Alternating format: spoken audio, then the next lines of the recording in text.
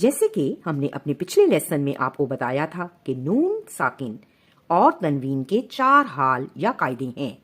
Number 1 اظہار، number 2 ادغام، number 3 اقلاب اور number 4 اخفاء۔ ہم نے آپ کو سب سے پہلے اظہار حلقی کا قاعدہ سمجھایا تھا۔ وہ یہ ہے کہ نون ساکن اور تنوین، 2 زبر 2 زیر 2 پیش کے بعد جب بھی حروف حلقی آ جائیں تو ہم نے نون کی آواز کو ظاہر کر کر پڑھنا ہے اور غنہ نہیں کرنا، یعنی آواز کو ناک میں نہیں لے کر جانا بلکہ کلیئر نون کی آواز کو ادا کرنا ہے۔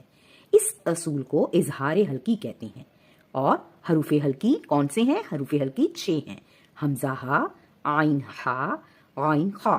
ٹھیک ہے، جب بھی یہ حروف نون ساکن یا تنوین کے بعد آئیں گے تو ہم نے نون کی آواز کو ظاہر کر کر پڑھنا ہے۔